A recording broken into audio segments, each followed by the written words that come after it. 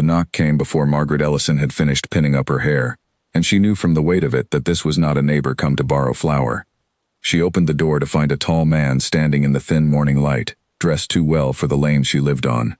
His carriage waited at the end of the street, its dark lacquer catching curious glances from the milk boy and the baker's wife. Margaret did not need an introduction to know who stood before her. Everyone in the county knew the face of Edmund Hale, Duke of Ravensworth, even if they had never seen it up close. "Miss Ellison," he said, removing his hat, "I would like a few minutes of your time."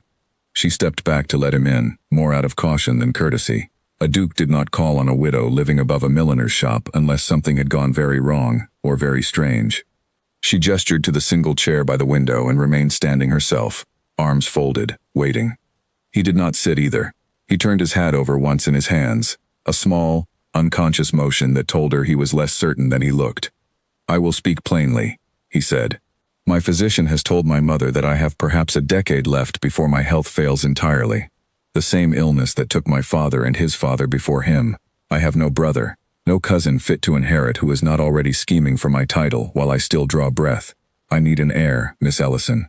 I need a wife who will give me one, and give my family peace before the wolves at my door tear the estate apart." Margaret felt the blood rise in her cheeks, not from shame but from disbelief. "You are proposing marriage to a woman you have exchanged perhaps 10 words with in your life." "I am proposing an arrangement," he corrected. "You would want for nothing. A house of your own within the estate, an allowance beyond anything you could earn sewing bonnets, and the protection of my name. In exchange, I ask only—" "Stop," she said. He blinked.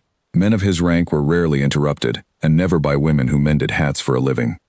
"If I am to consider this," Margaret said, "then you will hear my terms before I hear the rest of yours. I have been a wife before, your grace. I know what it costs a woman to marry a man who believes her opinions are a courtesy he may grant or withhold as he pleases. I will not do that again, not even for a title, not even for a fortune." Edmund set his hat down on the small table beside him, giving her his full attention in a way that surprised her. "Go on. First, I will have money that is mine, not an allowance you can cut off if I displease you. A sum settled on me by contract, beyond your control or your mother's." "Agreed." "Second, I will have my own rooms, my own hours, and my own friendships. I will not ask your permission to visit whom I please or read what I like." "Agreed." "Third," she paused, and for the first time her voice lost some of its steel. "If you break your word to me, in any way, I will have the right to leave. Not a quiet separation where I am hidden away in some cottage and forgotten. A clean, final end, with my dignity and my money intact." Edmund studied her for a long moment. Most women he had considered for this arrangement had wept, or simpered, or asked at once what jewels came with the position. This one had drawn up a treaty. "You assume I intend to break my word," he said. "I assume nothing, your grace. I only protect myself against what I cannot yet know about you." Something in him, some old and tired part that had grown used to people wanting only his title, felt a strange loosening at that answer. She was not flattering him. She was not even particularly impressed by him. She was negotiating with him as an equal, and he found he did not dislike it. "Very well," he said. "Your conditions are accepted, in full, and I will have my solicitor put them in writing before the week is out. In return, I ask that the marriage take place within the month. My mother grows anxious, and there are relatives circling who would be glad to see me remain unmarried and unwell." Margaret's arms unfolded slowly. She had expected argument, or at least reluctance. Instead, she had gotten swift, total agreement, and it left her oddly unsettled, as though she had prepared for a battle that had simply declined to happen. "You agree very easily," she said. "I have learned that the people who ask for the least are usually the ones who deserve the most trust," he said. "You did not ask me for jewels or titles for your children, or a place at court. You asked only to be left in peace and treated with honesty. I can give you both." She wanted to remain guarded. She had built her caution over years, brick by brick, after a marriage that had taught her exactly how little a husband's promises were worth once the ring was on her finger.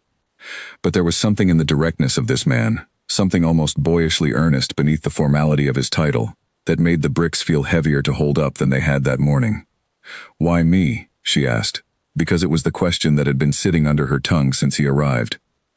"There are 100 women of better birth who would marry you tomorrow, and thank God for the chance." "Because I do not want a wife who thanks God for the chance," he said. "I have spent my whole life surrounded by people who want something from me, and pretend it is affection. You walked into this room ready to refuse me. That is worth more to me than 100 women who would say yes before I finished the sentence. Margaret did not answer that at once. She walked to the window instead, looking down at the lane where his coachman waited, patient and still, the horses shifting their weight in the cold. It would be so easy to say yes for the money alone. The widow's pension her first husband's family had begrudgingly paid her, barely covered her rent, and the shop where she worked had been threatening to let her go since the owner's niece came of age and needed employment. But it was not only the money that turned her toward him again. "I will need 3 days to consider it," she said. "You may have 3 days," he said, "though I confess I hope you will not need them." He bowed, more deeply than her station strictly required, and let himself out. Margaret stood at the window and watched the carriage pull away, the Duke's dark head visible for a moment through the small window before the vehicle turned the corner and was gone. She sat down heavily in the chair he had not used, and pressed her palms against her eyes. 3 days. She did not truly need 3 days. She had already decided somewhere in the middle of listing her third condition, the moment he had looked at her without flinching, and said agreed as though it cost him nothing at all. What frightened her was not the arrangement itself. It was how much she had liked watching him consider her, as though her conditions mattered, as though she mattered, in a way no man had allowed her to matter in a very long time.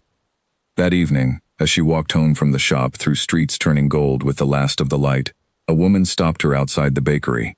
She wore fine gray wool and an expression that suggested she had been waiting for some time. "Miss Ellison," the woman said, "I am Constance Hale. I believe my son called on you this morning." Margaret straightened at once, recognizing the Dowager Duchess from the resemblance in her son's sharp jaw and steady eyes. "Your Grace?"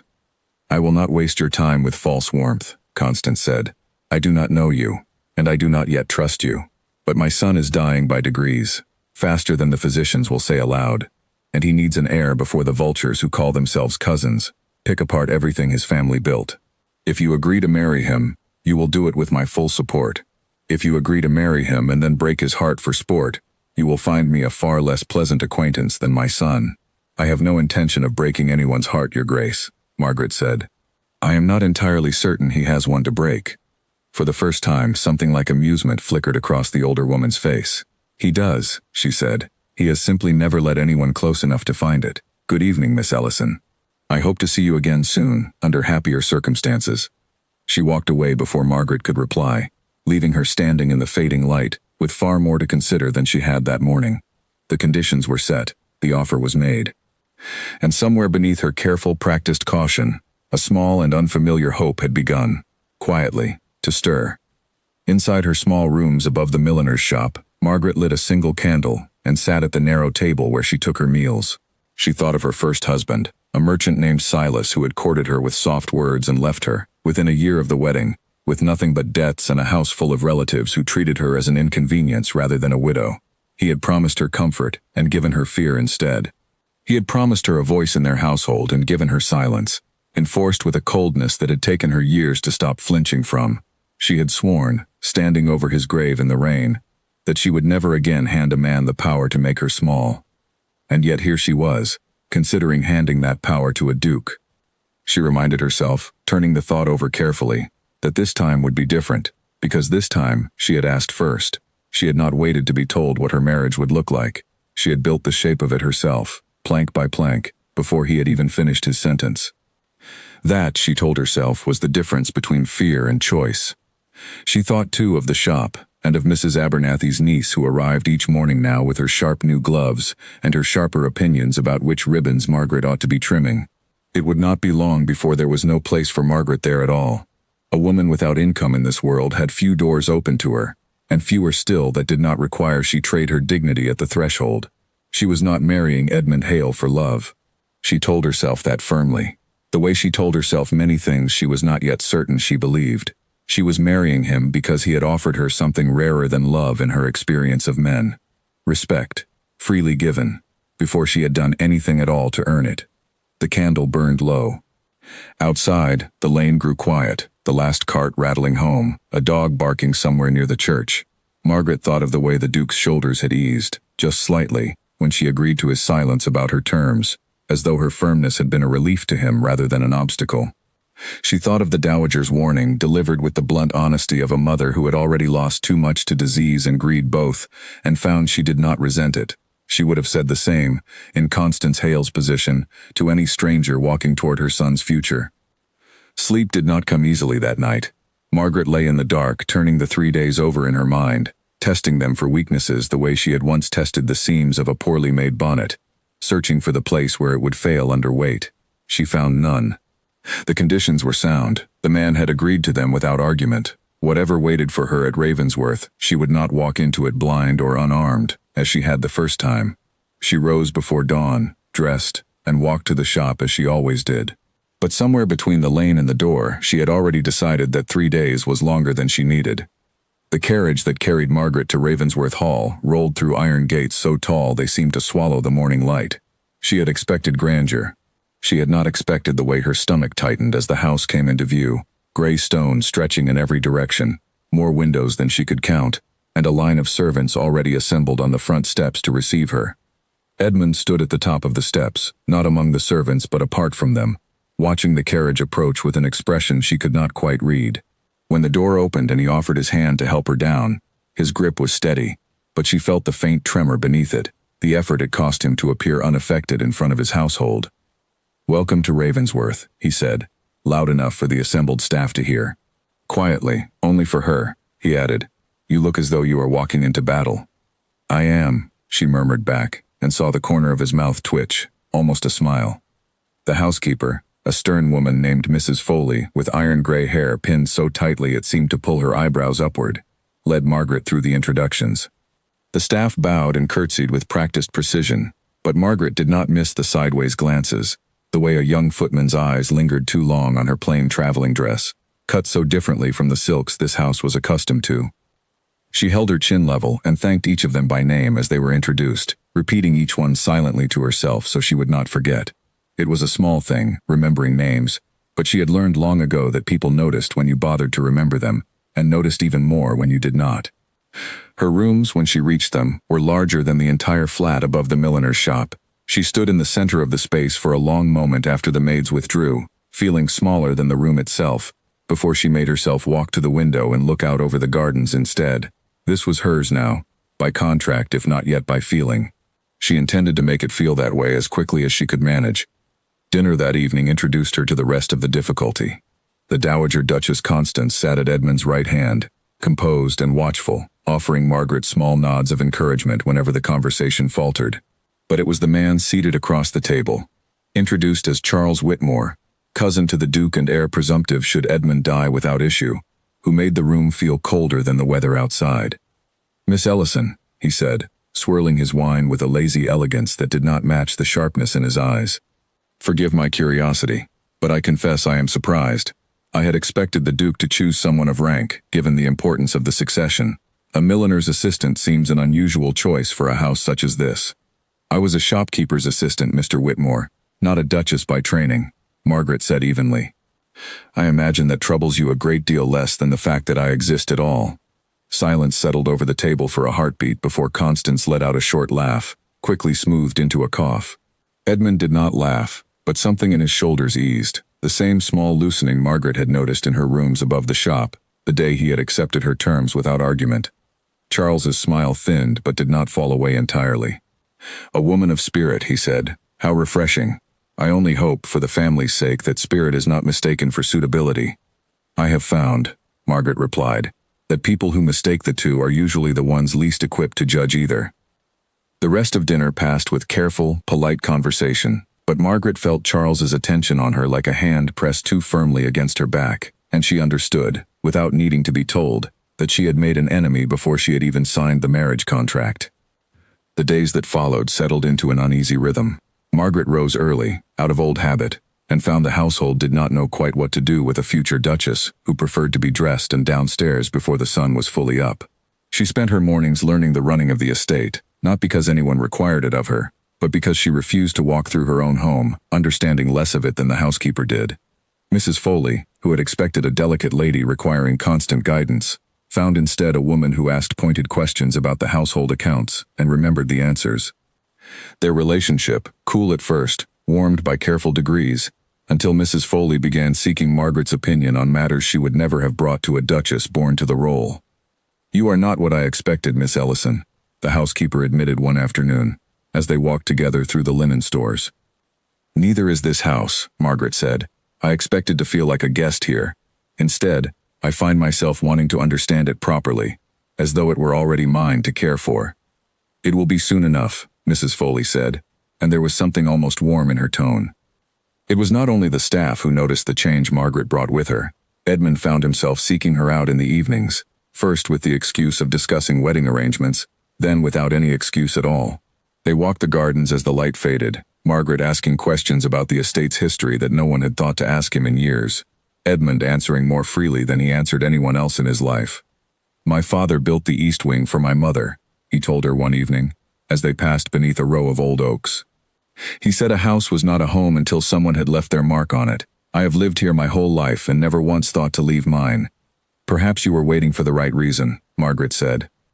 He looked at her then, a long, searching look that made her aware of how close they stood, how the evening light caught the gray at his temples and made him look less like a duke and more like simply a man, tired and hopeful in equal measure. "Perhaps I was," he said quietly. Not every evening was so gentle. Charles Whitmore made a habit of appearing wherever Margaret walked, offering comments dressed as compliments that left thin cuts behind them. He asked, in front of guests, whether she had brought any family heirlooms to the marriage, knowing full well she had none. He remarked within Constance's hearing that it was a pity the Duke could not have found a bride whose bloodline matched her evident charm. Margaret bore each remark with a composure that cost her more than she let anyone see. It was only in the privacy of her rooms, at the end of such evenings, that she allowed herself to sit by the fire and feel the sting of it, the old familiar ache of being measured and found wanting by people who had decided her worth before she ever opened her mouth.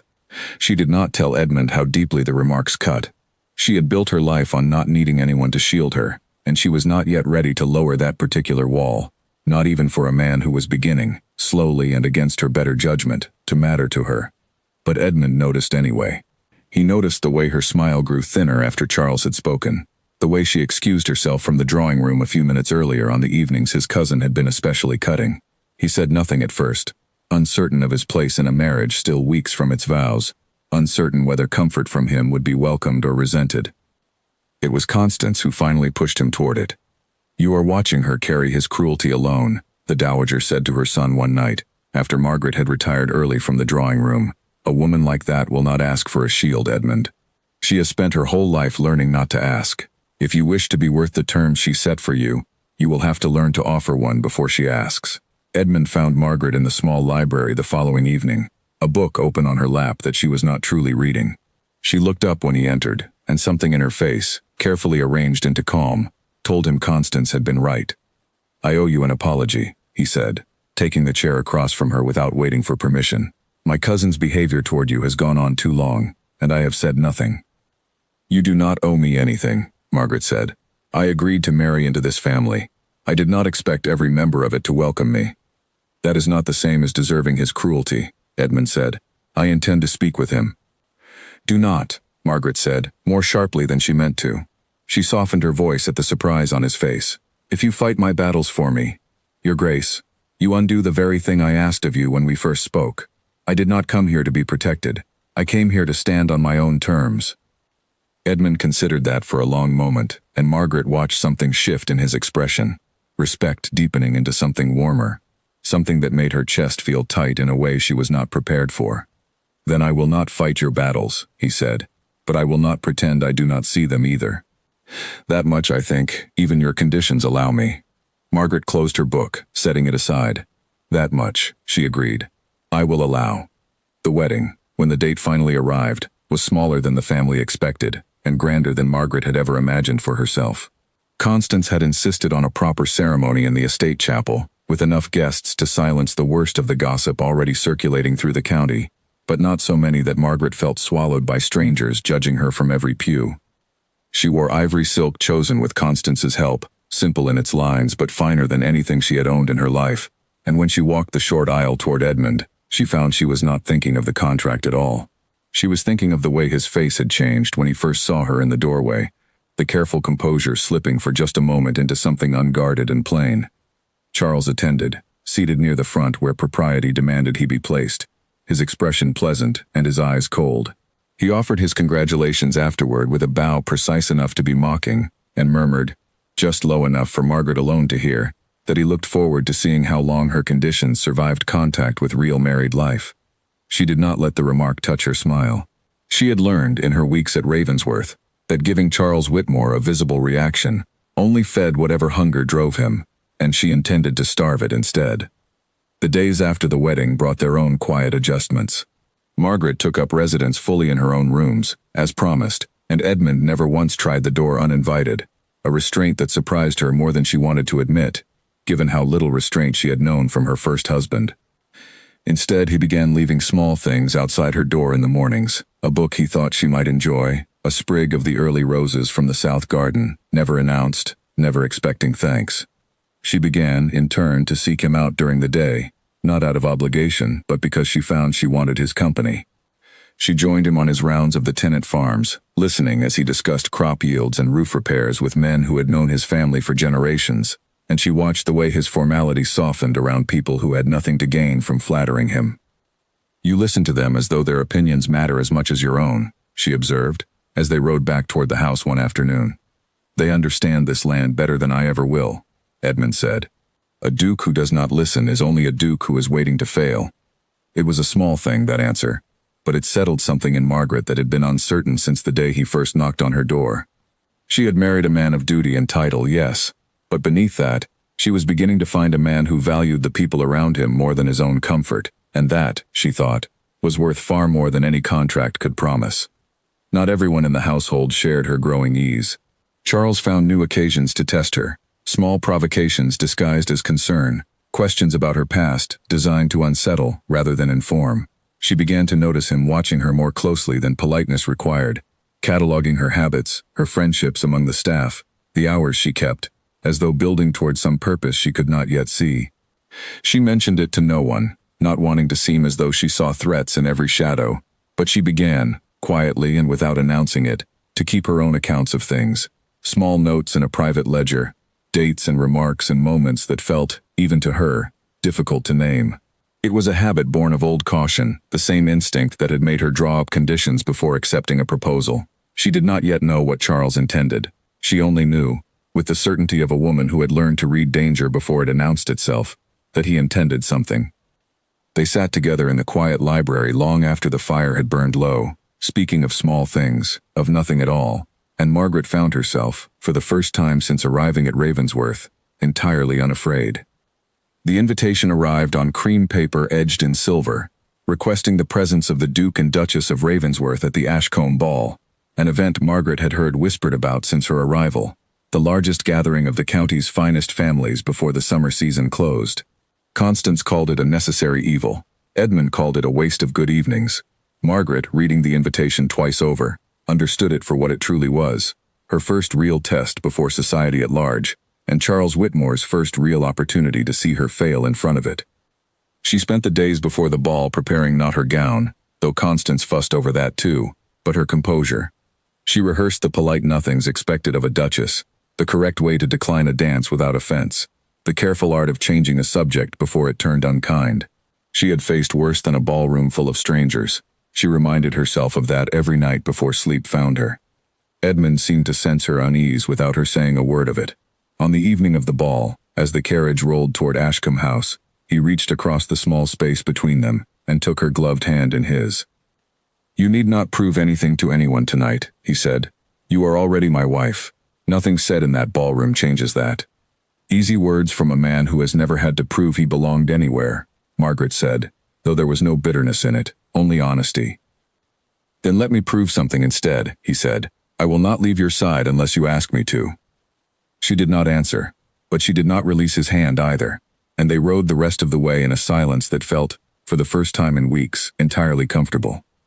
Ashcombe House blazed with candlelight when they arrived, every window glowing gold against the darkening sky. Margaret climbed the steps on Edmund's arm, feeling the weight of 100 curious eyes settle on her before she had even crossed the threshold. The ballroom itself was awash of silk and jewels, the air thick with perfume, and the low hum of conversation that dropped, ever so slightly, as she and Edmund were announced. The Duke and Duchess of Ravensworth. Heads turned. Margaret felt each glance like a small weight added to the ones already sitting on her shoulders, but she kept her chin level and her smile steady, and Edmund's hand remained warm and certain at the small of her back. The evening began well enough. Constance introduced her to a circle of older matrons who seemed, if not warm, at least willing to reserve judgment. A few younger women, curious rather than cruel, asked after her opinions on fashion and music with the particular eagerness of people who had run short of new gossip and were hoping she might provide some. Margaret answered carefully, revealing little, offending no one, and began to believe the evening might pass without incident. She found herself in a quiet moment near the tall windows, standing beside a young woman named Helena Croft, whose husband owned the neighboring estate and whose easy manner suggested she cared little for the rigid hierarchies most of the room seemed determined to enforce. Helena spoke of her own early days entering society, of the small cruelties she had weathered before she learned which opinions to ignore and which to answer, and Margaret found the conversation a welcome relief from the careful performance the rest of the evening demanded. "You will find your footing," Helena said, watching the dancers turn beneath the chandeliers. "Everyone in this room was a stranger to it once, whatever they pretend now. The ones who are cruelest about it are usually the ones who remember their own first season least fondly." Margaret thanked her for the kindness, and felt, for the first time since arriving at Ashcombe House, that the evening might hold more than judgment waiting to be earned. It was during the third dance, while Edmund stood in conversation with a group of gentlemen near the refreshment table, that Charles found her alone. "Enjoying yourself, Your Grace?" he asked, using her new title with a faint mockery that made the words feel like an insult rather than a courtesy. "Very much," Margaret said, refusing to give him the reaction he was fishing for. "How fortunate," Charles said, "that you have adapted so quickly to a life you were never raised to expect. Tell me, was it difficult, learning which fork to use, or did the milliner's shop prepare you better than I would have guessed?" Margaret kept her voice level. "I imagine it was easier than learning to disguise cruelty as conversation, Mr. Whitmore, though I confess you seem to have had a great deal of practice." A few nearby guests, close enough to overhear, exchanged glances and small smiles, and Charles's expression tightened, just slightly, at the sound of quiet amusement at his expense. He recovered quickly, his smile sliding back into place, but something colder had entered his eyes. "You misunderstand me," he said. "I only wish to help you understand your position clearly. My cousin is a dying man, Miss Ellison. Forgive me, Duchess. When he is gone, and you have failed to provide the heir this family so desperately needs, you will find yourself with no protection at all, whatever conditions you believe you have secured. Contracts, I am told, are far easier to break than they are to write." The words landed harder than she wanted to admit. Margaret felt her carefully built composure waver, not because she believed Charles held real power over her future, but because he had found, with practiced precision, the exact fear she carried most quietly. Before she could answer, Charles raised his voice, just enough to draw the attention of the small crowd gathering nearby, curious at the tension crackling between them. "Perhaps the Duchess would honor us with a demonstration of her origins," he said, loud enough now that heads turned fully toward them. "I understand milliners are quite skilled with their hands. Surely a dance would come as easily as a needle." It was cruel in a way calculated to humiliate rather than wound outright, dressed just enough in the language of a compliment that Margaret could not respond with open anger without appearing the aggressor herself.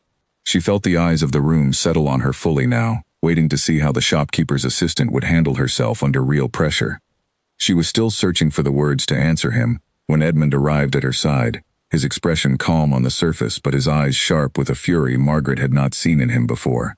"Charles," he said, his voice pitched low but carrying easily in the sudden quiet, "you will apologize to my wife."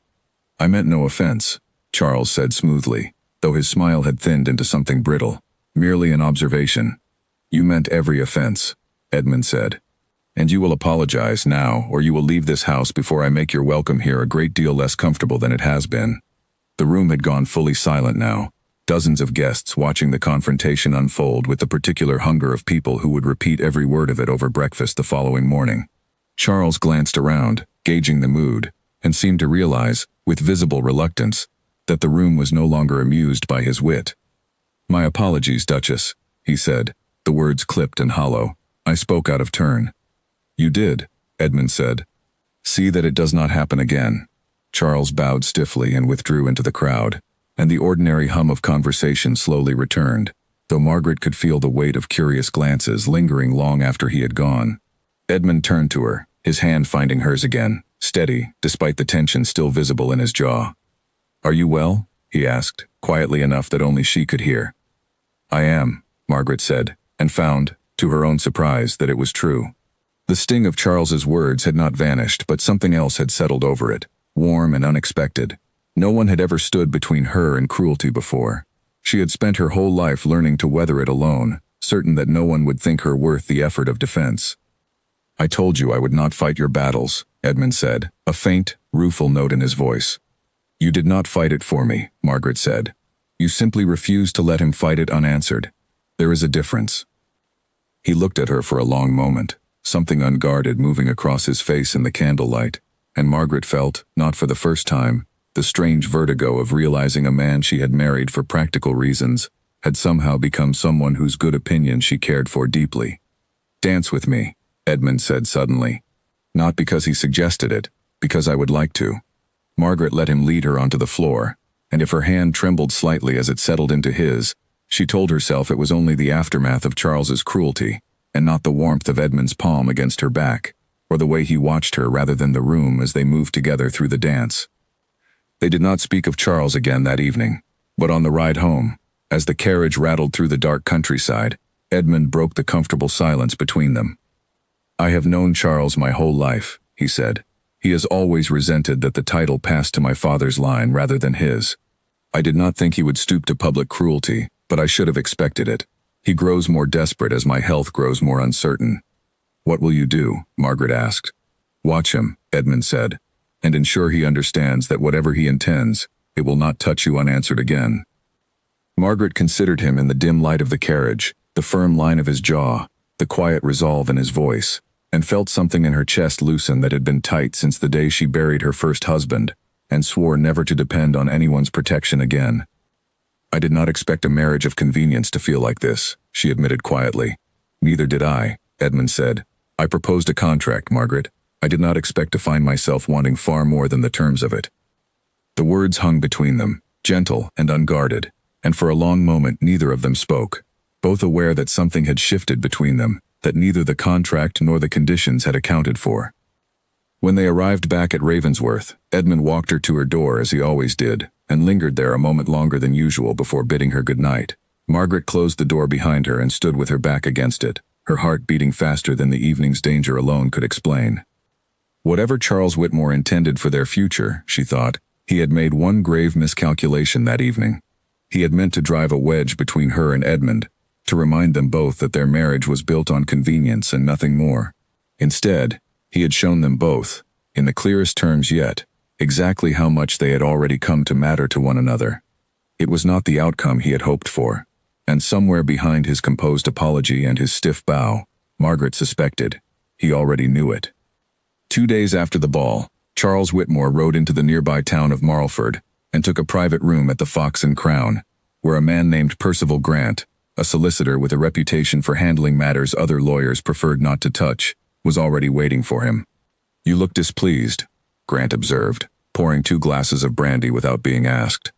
The girl is cleverer than I accounted for, Charles said, dropping into the chair across from him, and my cousin is more attached to her than is convenient for anyone but the two of them. Attachment is not the same as security, Grant said. You said yourself the marriage contract was drawn quickly. Quickly drawn documents are rarely airtight. What do you know of her first husband? Little, Charles admitted. A merchant, dead some years now. She speaks of him to no one. Then that is where we begin, Grant said. A woman who guards her past that carefully is usually guarding something worth finding. Debts, perhaps, or worse. Give me a fortnight, and I will know more about Margaret Ellison's first marriage than she remembers herself. Charles turned his glass slowly in his hand, watching the firelight catch in the amber liquid. Find something, he said. Anything that unsettles my cousin's confidence in her. I do not need to end the marriage outright. I need only plant enough doubt that he begins asking questions she cannot comfortably answer. And if there is nothing to find, Charles smiled, thin and humorless, then you will find something close enough to serve, Mr. Grant. I am not a patient man, and my cousin's health will not wait forever for the vultures to circle.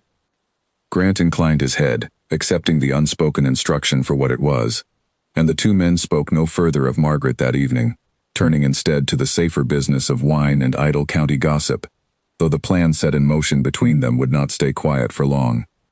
Back at Ravensworth, unaware of the meeting taking place in Marlford, Margaret spent the days following the ball in a state of cautious contentment she had not expected to feel so soon into her marriage. Word of Edmund's defense of her at Ashcombe House had spread quickly through the household, and she noticed a subtle shift in how the staff regarded her, a warmth that had not been there before, as though seeing their Duke stand so firmly for his new wife had settled some lingering doubt among them. Mrs. Foley remarked on it directly, one afternoon in the linen stores. "The staff talk, Your Grace, whether we mean them to or not. There is not a maid in this house who did not hear how the Duke spoke to his cousin. It has done more for your standing here than a dozen balls could have managed." "I did not marry him to secure my standing," Margaret said, though she could not entirely keep the pleasure from her voice. "No," Mrs. Foley agreed, folding a linen with brisk efficiency, "but it is a fine thing all the same, to be defended by a man who did not have to trouble himself with it." Margaret carried those words with her through the following days, turning them over, the way she once turned over the seams of a poorly made bonnet, searching now not for weakness but for the shape of something she was only beginning to trust. She and Edmund fell into an easier rhythm after the ball, their evenings in the library growing longer, their conversations drifting further from estate business and closer to the private terrain of memory and hope. One evening, as rain traced slow lines down the library windows, Edmund asked her, gently, about her first marriage, the first time he had raised the subject directly since their wedding. "I do not speak of it often," Margaret admitted, setting aside the book she had not truly been reading. "It is not a happy story." "You do not have to tell it," Edmund said. "I only wish you to know that whatever it was, it does not change how I see you now." Margaret studied him for a long moment, weighing the offer against the old habit of silence she had carried for years. "Perhaps another evening," she said finally. "Not because I do not trust you, because I am still learning how to trust anyone with it at all." Edmund accepted that without pressing further, and Margaret felt, not for the first time, a quiet gratitude for a man who understood the difference between patience and indifference. She did not yet know that somewhere in Marlford, a solicitor with a talent for unearthing buried things had already begun asking questions about a merchant named Silas Ellison, questions that would, before long, find their way back to Ravensworth and threaten to unravel the fragile trust she and Edmund had only just begun to build. The fever came on Edmund suddenly, in the middle of a night 3 weeks after the Ashcombe ball, and Margaret woke to the sound of a maid pounding on her door, breathless and pale in the candlelight. "Your Grace, come quickly. It is the Duke." She did not remember dressing, only the cold stone of the corridor beneath her bare feet as she ran toward his chambers, her heart lodged somewhere high in her throat. She found him tangled in damp sheets, his face flushed and his breathing shallow, muttering words that made no sense, his skin burning to the touch when she pressed her palm to his forehead. "Send for the physician," she ordered the maid, her voice steadier than she felt. "Now, do not wait for morning." The physician arrived within the hour, grim-faced and quiet in the particular way of men who had delivered bad news too many times to soften it further. He examined Edmund with careful hands, listened to his breathing, and finally straightened, his expression unreadable. "It is the same illness that claimed his father," he said quietly, for Margaret's ears alone. "It comes and goes in waves such as this. Tonight is dangerous, but not, I think, the end. Keep him cool, keep him calm, and pray, Your Grace, that his strength holds."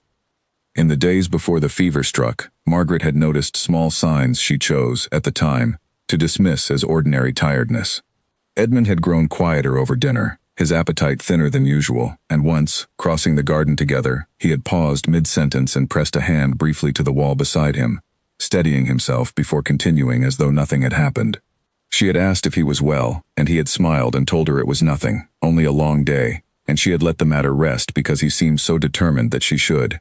She thought of that now, watching him thrash weakly against the damp sheets, and wished she had pressed harder. Margaret sent the maid for cool water and clean linens, and when the physician withdrew to rest in an adjoining room, she remained at Edmund's bedside alone, wringing cloths and pressing them to his burning skin through the long hours of the night.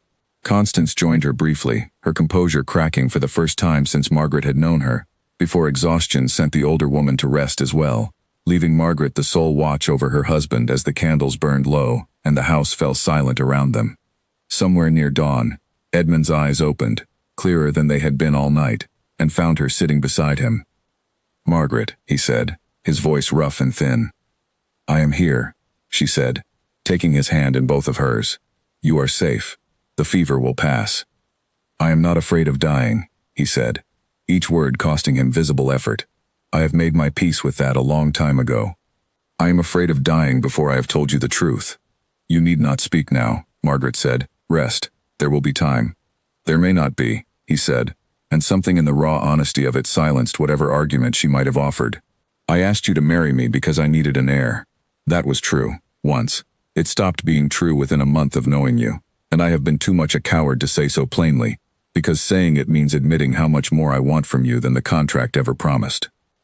Margaret's throat tightened, and she found she could not immediately answer. Her carefully guarded heart caught somewhere between fear and a hope she had not let herself name until this moment. I do not want an heir from you out of duty, Edmund continued, his grip on her hand tightening. I want a life with you. I want to know the story you have not yet told me. Not because I doubt you, but because I want to carry it with you, whatever it costs. I love you, Margaret. I do not know when it happened. I only know it is true, and I did not want to face this fever without having said it. The fire crackled low in the grate. Somewhere beyond the windows, the first gray edge of dawn was beginning to soften the darkness. Margaret pressed his hand to her lips, feeling the fever's heat still radiating from his skin, and let the walls she had built over years of careful self-protection crack, just slightly, at the edges. I did not expect to love you either, she said quietly. I built every one of my conditions to protect myself from ever feeling this again, and you found a way past them without breaking a single one. Then tell me, Edmund said, whatever it is you have carried alone. I want to help you carry it now. Margaret was quiet for a long moment, the weight of years pressing against the words she had never spoken aloud to anyone. But the fever, the fear of the night, the rawness of his confession, had loosened something in her that had held firm for a very long time. My first husband, Silas, was not the man he appeared to be when he courted me, she began. He was gentle in public and cold in private, the kind of man who could smile at you across a dinner table while making you feel, with a single glance, that you had failed him simply by existing as yourself. He controlled the money, the friendships, the very rooms of the house I was permitted to enter. When I tried to object, even gently, he made certain I understood the cost of objecting. Edmund's hand tightened around hers, his jaw set, though he said nothing, letting her continue at her own pace. He died owing money to half the town, Margaret went on. I was left with nothing but debts and a family who blamed me for his failures, as though I had somehow caused a man to gamble away his own fortune. I swore, standing at his grave, that I would never again let a man make me small. That is why I set my conditions before you, Edmund, not because I doubted your character, because I did not yet know it, and I had learned, at great cost, what happens to a woman who trusts blindly. You do not have to fear that with me, Edmund said. I know it will take time to believe it fully. But I will spend however much time you need proving it true. Margaret looked at him, fever-bright and earnest in the gray light of early morning, and felt the last of her careful walls give way, not collapsing entirely, but opening, finally, enough to let him in. I believe you, she said softly. I am only learning still how to let myself believe it without waiting for the cost to arrive. Then we will learn together, Edmund said, and closed his eyes, exhaustion finally overtaking the fever's grip, his hand still curled around hers as sleep claimed him at last. Margaret stayed at his side until the sun rose fully over the gardens, watching the fever break in slow degrees, his breathing easing into something steadier, his color returning by careful measures. When the physician returned that morning, he pronounced the worst of the danger past, and Margaret allowed herself, for the first time since the maid's frantic knock had woken her hours before, to weep, quietly and without shame, the fear of the night finally finding its release. The recovery, once it began, was slow but steady. Edmund kept to his bed for the better part of a week, and Margaret rarely left his side for more than an hour at a time, reading to him from books he chose and some she chose herself, sharing small meals brought up on trays by a household grown quietly protective of them both. The staff, Margaret noticed, moved through the halls with hushed care during those days, as though the entire house understood that something fragile and important was being tended within those walls, not only Edmund's health but the marriage itself, finally becoming something neither of them had expected when the arrangement began. On the third day of his recovery, Edmund asked her again about Silas, gently this time, without the urgency of fever pressing him toward confession. You do not have to tell me everything at once, he said, but I would like to understand, in time, what you carried before you came here. Margaret told him more, in careful pieces, over the following days. She told him of the debts Silas had left behind, larger than she had first understood, some of them owed to men who had not been particularly patient about collecting. She told him of the family who had turned her away rather than help settle them, and of the long, humiliating months she had spent working for the milliner, taking in extra mending at night, before she had finally cleared her name of the worst of it. She did not tell him everything. There remained a portion of the story she still could not bring herself to speak aloud, a detail about the debts themselves that she had buried so deeply she rarely let herself examine it, even in private. But she told him enough that he understood, more fully than before, the shape of the fear that had driven her to demand her conditions before ever agreeing to marry him. Edmund listened without judgment, asking only the questions that helped him understand rather than the ones that might have wounded her further. And Margaret found, with each conversation, that the telling grew easier, the old weight lighter for having finally set part of it down. Constance found her there, still seated beside her sleeping son, and said nothing at first, only resting a hand gently on Margaret's shoulder. "He has never spoken to anyone the way he speaks to you," Constance said eventually. "Not even to me. Whatever passed between you last night, I am glad of it." "He told me he loves me," Margaret admitted, the words still strange and fragile on her tongue. "I know," Constance said. "I have known for weeks. It was only a matter of time before he found the courage to say it aloud." "You mentioned you have known for weeks," Margaret said, wiping the last of her tears away. "How could you tell?" Constance smiled, a rare, unguarded expression that softened the sharp lines of her face. "A mother knows her son's silences as well as his words. He used to speak of duty when he spoke of his marriage plans, of heirs and estates and the necessity of continuing the line. He stopped speaking that way within days of meeting you. He began speaking instead of small things, the way you laughed at something Mrs. Foley said, the questions you asked about the tenant farms, the book you were reading in the library. A man does not notice such things about a wife of mere convenience, Margaret. He notices them about a woman he has come to love." Margaret considered that, watching Edmund's chest rise and fall in steady, peaceful rhythm, so different from the shallow, frightened breaths of the night before. "I spent so long protecting myself from ever feeling this again," she admitted. "I am still not entirely certain I know how to simply let myself feel it, without waiting for something to take it away." "That will come with time," Constance said. "Trust rebuilt after it has been broken does not arrive all at once. It arrives in small moments, the way his did. One quiet realization after another, until one day you look back and find you have believed in it for longer than you noticed." They sat together a while longer in comfortable silence, two women bound now by more than circumstance, watching over the man who had, in his weakest hour, found the courage to be entirely honest for the first time in his life. When Constance finally rose to see to the household's morning business, she paused at the door and looked back at Margaret with something like genuine affection. "Whatever Charles intends," she said, "and I do not doubt he intends something, he will find it a great deal harder to unmake what has grown between you now than it would have been a month ago. Hold on to that, Margaret, whatever comes." Margaret did not yet understand how soon she would need to remember those words, but she nodded, grateful for them all the same, and turned back to keep her quiet watch over her sleeping husband as the morning light filled the room. Margaret looked down at Edmund's sleeping face, still pale from the fever but peaceful now, and felt something settle in her chest that she had not expected to feel again in her lifetime, the quiet, uncertain beginning of real hope. She did not yet know that in a private room above the Fox and Crown in Marlford, Percival Grant had already found what he was looking for, a debt long buried, and a name Margaret had hoped never to hear again, and that within days, the fragile trust she and Edmund had built through the long night of his fever would face a test far crueler than anything Charles Whitmore had managed at the Ashcombe ball. The letter arrived on a Tuesday, delivered not to Margaret but to Edmund, addressed in a careful, unfamiliar hand, and sealed with plain wax rather than any recognizable crest. He opened it at the breakfast table, still pale from his recent illness but steadily regaining his strength, and Margaret watched his expression shift from mild curiosity to something colder as his eyes moved down the page. "What is it?" she asked, setting down her tea. Edmund did not answer immediately. He read the letter a second time, his jaw tightening, before finally passing it across the table to her without a word. Margaret read it once, then again, her stomach turning colder with each line. The letter, unsigned but clearly composed by someone with legal training, claimed that Silas Ellison had not died owing simple debts of gambling and mismanagement, as Margaret had told Edmund, but had in fact forged signatures, hers among them, on loan documents used to defraud several local merchants.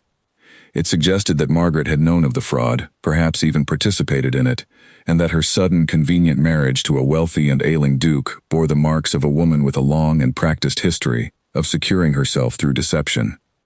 "This is not true," Margaret said, her voice unsteady despite her effort to keep it firm. "I did not know what Silas had done until after he died. When the men he had cheated came to my door demanding payment I did not have and could not understand. I never forged anything. I never signed anything I did not believe to be honest." "I do not doubt you," Edmund said, though something in his voice, some careful, measured quality that had not been there before, made her chest tighten with a fear she recognized instantly. It was the same tone Silas had used in the earliest days of doubt, before his doubts hardened into cruelty. "You do not doubt me," she repeated, "but you are considering it all the same." "I am considering who sent this letter, and why, and what they hope to accomplish by it," Edmund said carefully. "That is not the same as doubting you." But Margaret had spent enough of her life reading the small shifts in a husband's tone to know when trust had been shaken, even slightly, even against a man's own wishes. She rose from the table, her appetite gone, the fragile warmth of the past weeks curdling into something she recognized far too well. "I told you the truth in that room, when the fever had you," she said. "I told you what I could bear to tell. I did not tell you everything, because there are parts of it I have never spoken aloud to anyone, parts that still make me feel dirty by association, even though I did nothing wrong. If you are going to let an anonymous letter undo what I told you with my own voice, then perhaps my conditions were wiser than either of us wanted to admit. Margaret, I need time," she said, and left the room before he could see how close she was to tears.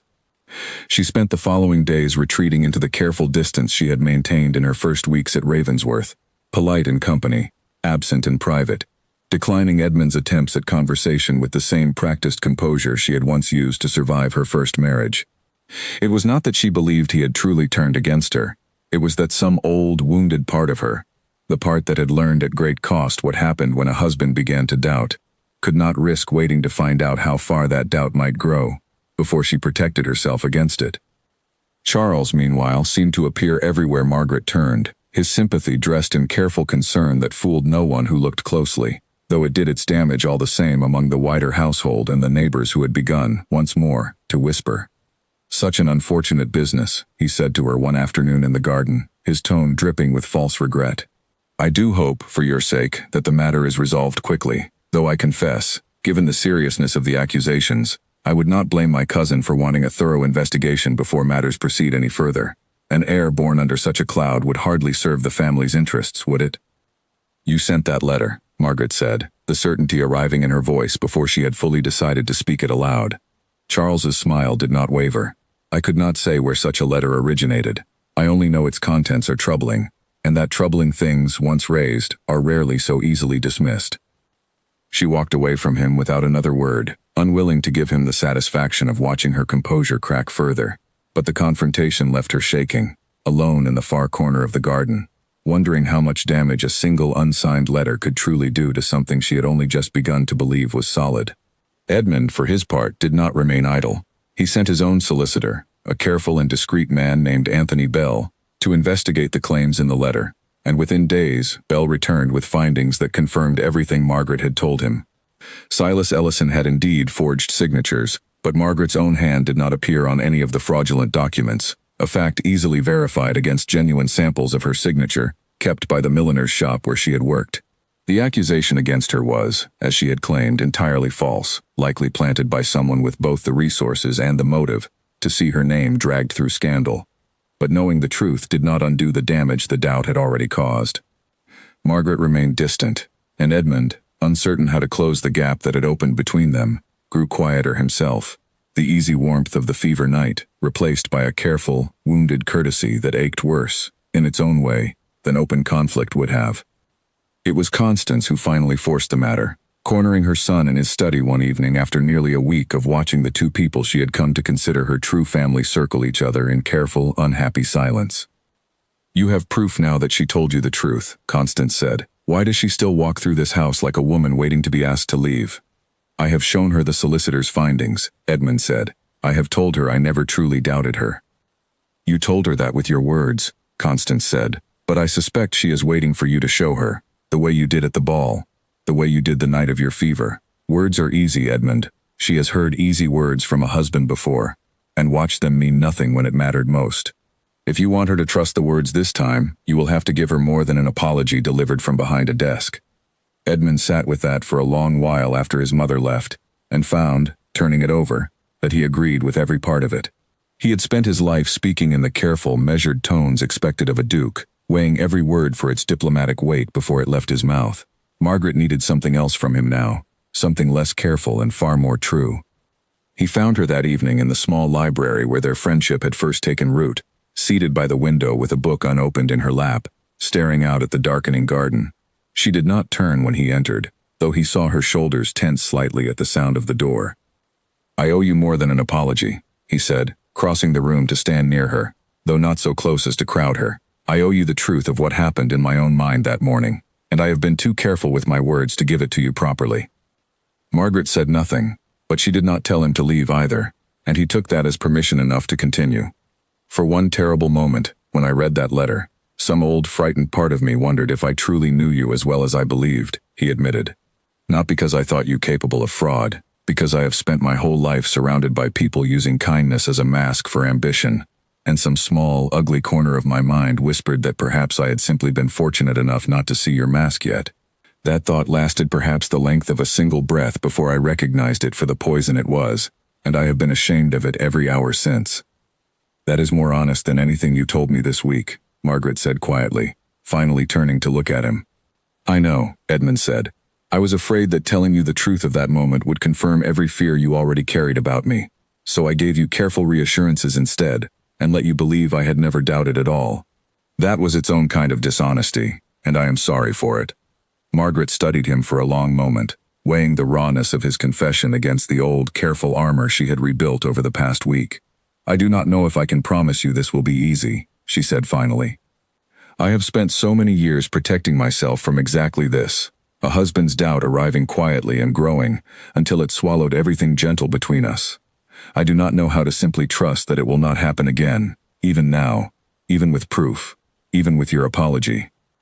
"I am not asking you to trust it will never happen again," Edmund said. "I am asking you to let me prove, over however much time it takes, that when doubt arrives, and it will, because I am human and imperfect, I will bring it to you honestly, instead of letting it fester in silence. That is the only promise I can make that I know I can keep." Something in the honesty of that, the acknowledgement that certainty was not on offer, only effort and honesty in its place, reached Margaret in a way easy reassurance never could have. She had spent her whole first marriage being promised perfection and receiving cruelty instead. Edmund was offering her something far more modest and, she was beginning to understand, far more trustworthy. The truth, however uncomfortable, delivered without flinching. "I would like that," she said softly. "I would like to try." He reached for her hand, and this time she let him take it, the careful distance of the past week beginning, slowly, to close between them. They spent the rest of that evening in the library much as they had before the letter arrived, speaking softly of small things, though both of them were aware of a new carefulness beneath the warmth, the fragile awareness of two people who had learned, in a single week, exactly how quickly trust could be shaken, and how deliberately it had to be rebuilt. Margaret found herself watching Edmund's face more closely than before, searching not for signs of doubt but for the honesty he had promised her, and found, to her quiet relief, that he did not flinch from her attention. The following morning, however, brought fresh trouble. Anthony Bell arrived at Ravensworth unannounced, his usually calm demeanor visibly shaken, requesting an urgent audience with the Duke. Margaret was present when he delivered his news, having refused to be shepherded out of the room the way a more traditional duchess might have accepted. "The letter was only the beginning," Bell said grimly, laying a folder of documents on Edmund's desk. "I have traced its origin to a solicitor in Marlford, a man named Percival Grant, known for handling matters of a delicate and often unsavory nature. My inquiries suggest he was engaged by someone within your own family, Your Grace, though I have not yet secured proof solid enough to name the party outright in any formal capacity." "Charles," Edmund said flatly. "I cannot say with certainty," Bell said, "though the timing and the nature of the accusations point strongly in that direction. There is more, however. Grant has apparently been making inquiries not only into the Duchess's first marriage, but into the legal standing of your own marriage contract, searching for any irregularity that might render it vulnerable to challenge." Margaret felt the cold return to her stomach. the fragile peace of the previous evening threatened once more by this new revelation. "He means to have the marriage annulled," she said slowly, understanding arriving with unwelcome clarity. "It would be his surest path to the title, should he succeed," Belle confirmed. "An annulment would leave the succession as uncertain as it was before your marriage, and buy him time to press his own claim more forcefully, particularly given the Duke's health." Edmund's expression had gone hard and still, the same fury Margaret had glimpsed at the Ashcombe ball simmering now beneath a far more dangerous calm. "Find whatever proof you need," he said. "I want this settled, Belle, fully and finally, before my cousin has the chance to do more damage than he already has." "I will need time," Belle said.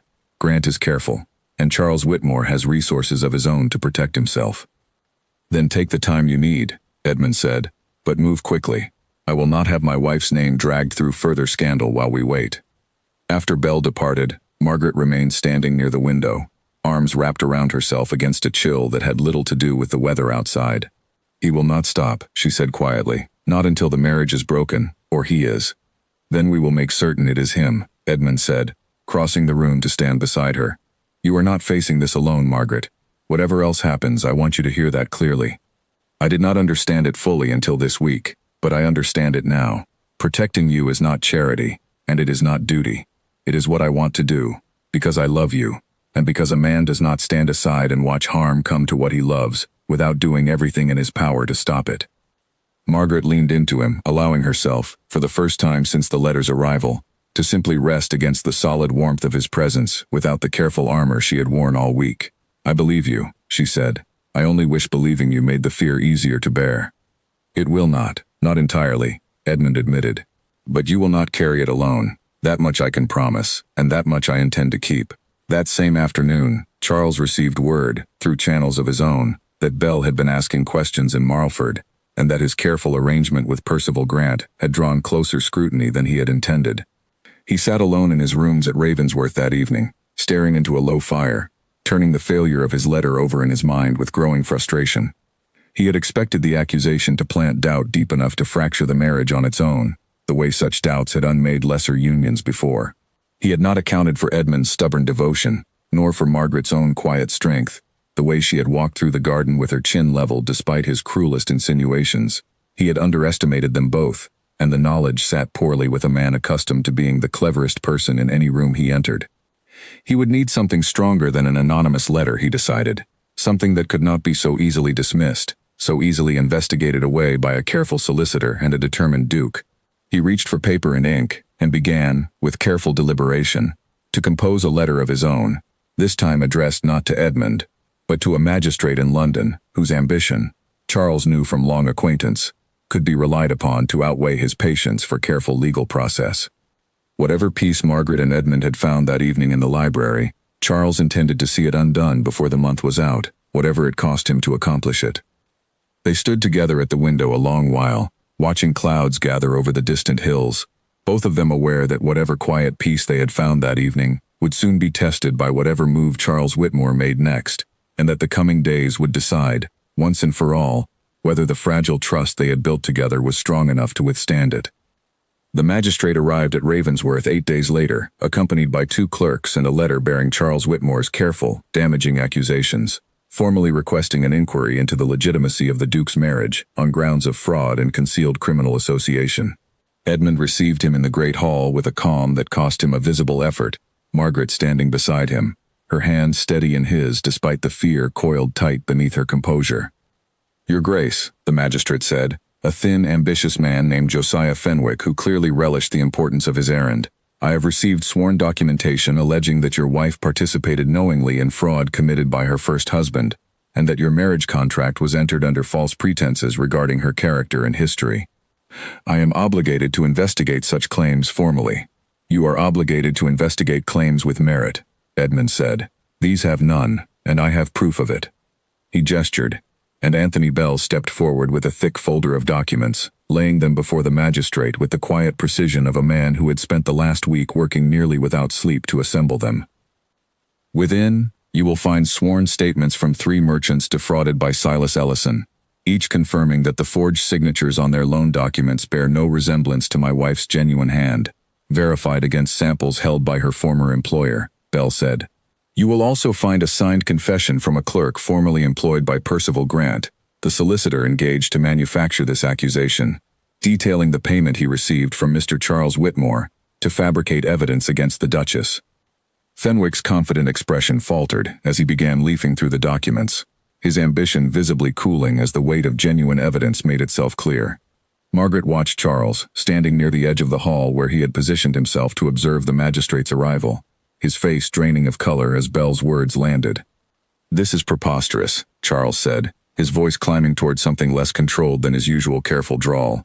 "I acted only out of concern for my family's name. If anyone has manufactured evidence here, it is this solicitor seeking to protect his employer." The clerk's confession was given freely, without coercion, in the presence of two independent witnesses, Bell said calmly. "He grew uneasy, Mr. Whitmore, when he learned the scope of what you intended, and decided his own conscience was worth more than your continued patronage." Fenwick closed the folder slowly, his expression now carefully neutral, the posture of a man recalculating which way the political winds were truly blowing. "This is considerably more than I was led to expect," he said.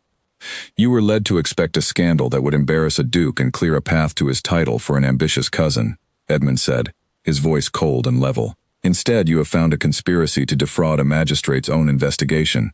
I trust you will pursue the matter accordingly, Fenwick, and I trust you understand which party in this hall actually requires investigation."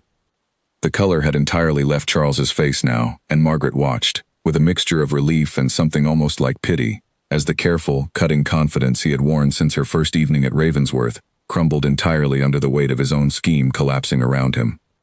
"Edmund," Charles said, his voice losing its polish entirely, "surely we can discuss this privately, as family. You stopped being the family I trusted the moment you paid a solicitor to fabricate evidence against my wife," Edmund said. "You will answer to the magistrate now, Charles, not to me."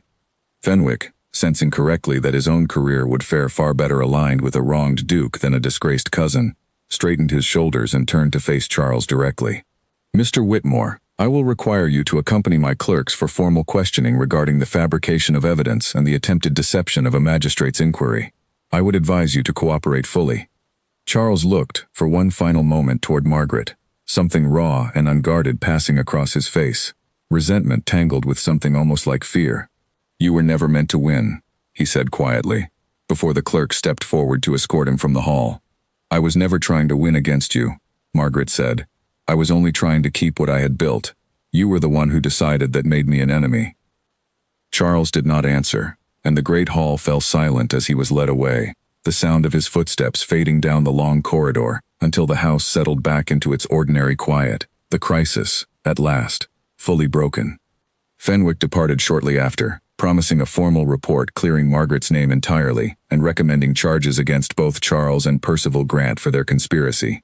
Bell followed soon after, exhausted but satisfied, accepting Edmund's gratitude with the modest dismissal of a man who took pride in work well done, rather than praise received.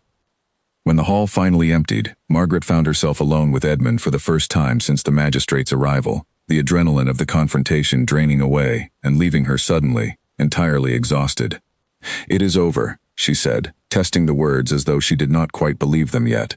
"It is over," Edmund confirmed, drawing her into his arms. "You do not have to be strong for this particular moment, Margaret. Whatever you are feeling now, you are allowed to simply feel it." The permission undid something in her that her own careful composure had held together throughout the entire ordeal. She wept, finally, against his shoulder, not from sorrow but from the sheer relief of a threat fully past, of a marriage tested and found, at last, unbreakable. That evening, Constance called a small gathering in the drawing room, not a grand celebration, but a quiet acknowledgement among the people who mattered most. The household staff who had watched Margaret's steady courage over the preceding weeks, Mrs. Foley among them, offering a rare, warm smile as she raised her glass in a modest toast. "To the Duchess," Mrs. Foley said, "who proved herself worthy of this house long before this house fully deserved her." Margaret felt her cheeks warm at the unexpected tribute, and looked to Edmund, who watched her with an expression of open, unguarded pride that made her chest ache with a happiness she had once believed permanently closed to her. In the weeks that followed, word spread quickly through the county of Charles Whitmore's disgrace. Formal charges were brought against him and Percival Grant for conspiracy and the fabrication of evidence, and though Charles's family connections spared him the harshest punishment the law might otherwise have demanded, He was stripped of any claim to the Ravensworth succession entirely. A formal declaration entered before the court that removed him permanently from the line of inheritance. He left the county within the month, his reputation too damaged to salvage among the same society he had once used so skillfully to wound others, and Margaret found she felt no satisfaction in his downfall, only a quiet relief that the danger he represented had finally, fully passed. The tenant farms, too, celebrated in their own modest way once news of the resolved scandal reached them. Margaret had spent enough mornings riding alongside Edmund through their lands, learning names and faces and the particular struggles of each family, that her vindication felt personal to many who had come to regard her, in her short time at Ravensworth, as a duchess who genuinely cared for their welfare rather than merely tolerating their existence. A small gathering was held at the largest of the farms, simple food and simpler company, and Margaret found herself more moved by the rough, honest warmth of the tenants' welcome than by any of the polished courtesies she had received in grander drawing rooms. "You did not have to come to something so plain, Your Grace," one of the farmers' wives said, clearly startled and pleased in equal measure, when Margaret accepted a cup of cider offered with slightly trembling hands. "I wanted to," Margaret said simply. "This is my home now, and you are my neighbors. I would rather understand you properly than remain a stranger behind these walls." The woman's answering smile stayed with Margaret long after they had returned to the house that evening, one more small piece of proof that the life she had built at Ravensworth was not merely survived but genuinely, unexpectedly loved. Edmund's health, too, showed steady signs of improvement in the months that followed, the physician noting with cautious optimism that periods of calm and happiness seemed to ease the illness's grip in ways medicine alone could not fully explain. Margaret did not allow herself to hope too openly that his condition might improve beyond the physician's careful predictions, but she noticed, all the same, the color returning more fully to his face, the strength returning to his stride during their morning walks through the garden, and she permitted herself, in private, the smallest and most fragile of hopes that they might yet have more years together than either of them had first dared to expect. Later, when the small gathering had dispersed and the house had settled into its evening quiet, Edmund led her not to her own rooms, nor to his, but to a door she had not yet had reason to enter, in the east wing his father had built for his mother so many years before. "I want to give you something," he said, opening the door to reveal a suite of rooms freshly aired and prepared, larger and finer than her current chambers, overlooking the gardens where their most honest conversations had taken root. "Not because our original arrangement required separate rooms of your own, because I want you to have a place in this house that is entirely yours, chosen freely, not negotiated as a condition of protection." Margaret walked slowly through the rooms, running her hand along a windowsill, taking in the careful thought that had clearly gone into the preparation. Fresh flowers, a small writing desk positioned to catch the morning light, shelves already holding several of the books she had mentioned enjoying in their evenings together. "This is not what I asked for in my conditions," she said softly. "No," Edmund agreed. "It is what I want to give you, freely, because I love you, not because a contract requires it. The conditions protected you when you had reason to doubt me. I hope now, we no longer need them to hold this marriage together." Margaret turned to face him, the weight of everything they had survived together settling into something steady and warm in her chest. "I do not want to discard them entirely," she said. "They are part of how I learned to trust you, but I think, perhaps, we no longer need them as armor, only as the foundation we built before we knew how much more we would come to want from each other." "Then let us build something new on that foundation," Edmund said, taking both her hands in his. "Not a contract, Margaret, a choice, renewed each day, freely given. Exactly as it should have been between us from the very beginning." "I choose you," Margaret said, the words arriving easily now, without the careful hesitation that had guarded her heart for so many years. "Not for the title, not for the protection, not even for the conditions I once thought I needed to survive this. I choose you, because somewhere between your first clumsy proposal and this moment, you became the one thing I never expected to want again, a man worth trusting completely." "And I choose you," Edmund said, "not for the heir I once believed I needed, but for the woman who taught me that a marriage built on honesty is worth infinitely more than one built on duty alone." They stood together by the window of her new rooms, as darkness settled fully over the gardens, and Margaret found herself thinking, unexpectedly, of the woman who had opened her door to a duke's carriage so many months before, wary and armored, and certain that love was a luxury she could no longer afford to trust. That woman would not have believed this moment possible, standing in rooms freely given rather than negotiated, held by a man who had proven, through fever and scandal and every quiet evening between them, that his devotion did not depend on her usefulness or her silence. "I used to think my conditions were the strongest thing I had," she said softly. "The only real power I could claim in a world that gave women so little of it." "They were strong," Edmund said. "They were also, I think, the reason I fell in love with you in the first place. A woman who knew her own worth well enough to demand it be honored, before she had any reason to believe I would honor it freely. I have known a great many women who were taught to want nothing for themselves. I had never known one who simply refused to accept that teaching." Margaret smiled, resting her head against his shoulder as the last light faded fully from the sky. "Perhaps that is the truest condition of all," she said. "Not the ones I wrote on paper, but the one underneath them. That whoever loved me would have to love all of me, the caution and the courage both, without asking me to soften either one." "Then I am glad to meet that condition," Edmund said, "every day, for as long as I am given to do it." Months passed, and the household at Ravensworth settled into a rhythm neither grand nor plain, but entirely their own. Margaret's mornings among the tenant farms became a fixture the whole estate came to expect and welcome, and Mrs. Foley, once merely respectful, grew genuinely fond of the Duchess, who asked after her opinions as readily as she gave her own. Constance, watching her son and his wife move through the seasons with a warmth that had once seemed impossible for either of them to claim, found herself, more often than not, simply content to observe from a comfortable distance, no longer anxious for an heir, only grateful for the happiness she had once feared her son would never find. On a quiet morning in early spring, nearly a year after Margaret had first opened her door to a duke's unexpected proposal, she found Edmund in the garden where they had shared so many of their most honest conversations, and told him, with a smile she could not quite contain, that the physician had confirmed what she had already begun, quietly, to suspect. Edmund's answering joy needed no words at all, only the way he lifted her gently off her feet and turned her slowly beneath the flowering trees, laughing in a way the household had rarely heard from their careful, dutiful Duke before Margaret Ellison had walked into his life and refused, from the very first conversation, to be anything less than entirely herself. Outside, the last light of evening faded gently over the gardens, and within the quiet rooms that would become, in time, truly hers, Margaret allowed herself, fully and without reservation, to believe in the life unfolding before her, chosen freely, built on trust hard-won, and entirely, finally, her own.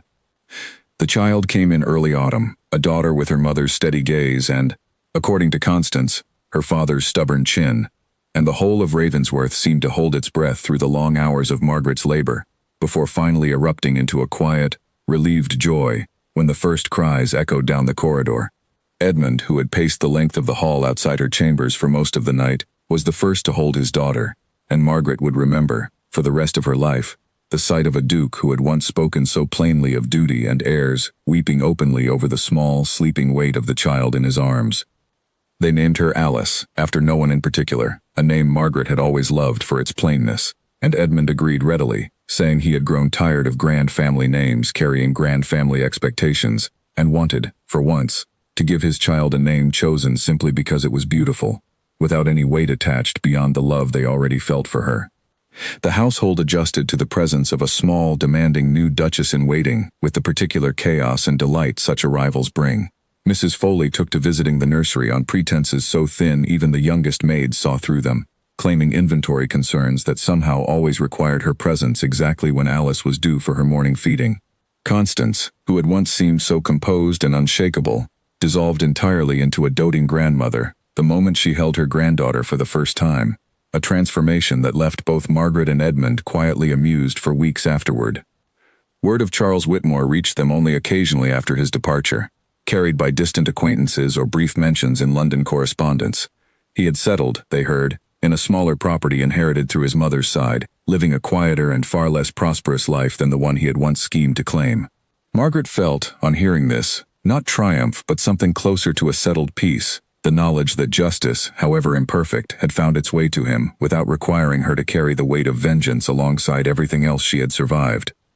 Edmund's health remained a quiet, constant concern beneath the surface of their happiness, though the physician's cautious optimism proved, over the following years, more accurate than any of them had dared hope during the darkest nights of his fevers.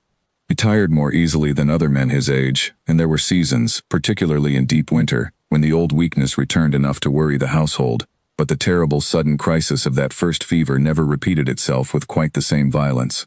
Margaret came to understand, in time, that this was perhaps the truest gift their marriage had given them both. Not a cure, which no physician could promise, but years neither of them had expected to have, lived fully and honestly rather than guarded and afraid. 2 years after Alice's birth, a son followed, named Edmund after his father despite the Duke's initial protests that the household hardly needed 2 men answering to the same name. Margaret overruled him gently, insisting that a boy ought to carry forward the name of a father who had taught her, through every difficult season of their courtship and marriage, what it truly meant to be loved honestly, rather than merely claimed. Edmund relented, as he had learned to do gracefully whenever Margaret's mind was fully made up, and found, watching his small namesake grow, that he did not mind the small confusion of shared names nearly as much as he had first pretended. Margaret's role within the county grew steadily alongside her family. She established, with Constance's enthusiastic support, a modest fund to assist widows left in circumstances similar to her own, women suddenly burdened with a husband's debts or disgrace through no fault of their own, offering practical assistance rather than empty sympathy. She remembered too well the particular loneliness of those years above the milliner's shop, mending bonnets late into the night, and wondering if any door would ever again open toward kindness rather than judgment. And she was determined that other women facing similar circumstances would find, at Ravensworth at least, a door that opened readily. Helena Croft, the young woman who had offered Margaret such welcome kindness at the Ashcombe ball so many years before, became one of her closest friends in the county, and the 2 women often laughed together, in later years, about how nervous Margaret had been that first evening, certain the entire room stood ready to judge her unworthy of the title she had only just begun to carry. "You needn't have worried," Helena told her once, watching Alice chase her younger brother across the lawn while the 2 women sat with tea in the late afternoon sun. "Anyone with eyes could see, even that first evening, that you belonged wherever you chose to stand. It only took the rest of the county a little longer to notice what was obvious from the start." Margaret thought often, in quiet moments, of the conditions she had laid out before Edmund on that first strange morning, the careful list of protections she had believed, at the time, were the only armor a woman like her could reasonably hope to carry into marriage. She had never fully set them aside, not truly, keeping the settled portion of her own money separate still, maintaining friendships and interests entirely her own, holding on to the quiet, essential understanding that she remained, first and always, herself, rather than merely an extension of her husband's title. But the fear that had originally shaped those conditions had softened, over the years, into something closer to simple wisdom, the kind any good marriage might reasonably rest upon, rather than the desperate armor of a woman certain betrayal waited just around every corner. On the evening of their 10th wedding anniversary, Edmund found her in the garden, sitting on the same bench where they had once walked together in the earliest days of their arrangement, discussing crops and tenant farms, and carefully avoiding any mention of the growing warmth neither of them had been ready, then, to name. "Do you remember," he asked, settling beside her as the last light of evening gathered gold along the horizon, "the conditions you gave me, before you would even hear the rest of my proposal?" "I remember every word of it," Margaret said, smiling. "I had rehearsed it the night before, certain you would refuse me outright, and I would spend the rest of my days mending bonnets and wondering what might have happened had I been braver. I have thought, many times since, that those conditions were the finest gift anyone ever gave me," Edmund said.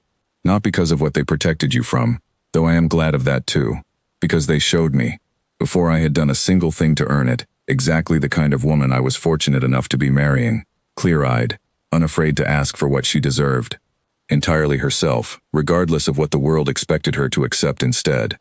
Margaret leaned against him, watching their children's distant laughter carry across the lawn as the nursemaid called them in for supper, and felt, as she often did in such quiet moments, a gratitude too large and too settled for words. She had walked into that first conversation prepared for refusal, prepared for disappointment, prepared above all to protect the small, hard-won dignity she had rebuilt from nothing after her first marriage's ruin. She had not expected, in her most careful calculations, to find a man who would spend a decade proving, day after ordinary day, that her conditions had never truly been obstacles at all. They had simply been the beginning of a love built honestly, from the very first word, exactly as it should have been between 2 people choosing, again and again, to trust each other completely.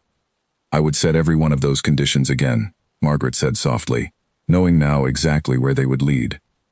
"And I would agree to every one of them again," Edmund said, drawing her closer as the evening settled fully over Ravensworth, without a single moment's hesitation, "exactly as I did the very first time you refused to let me finish my sentence."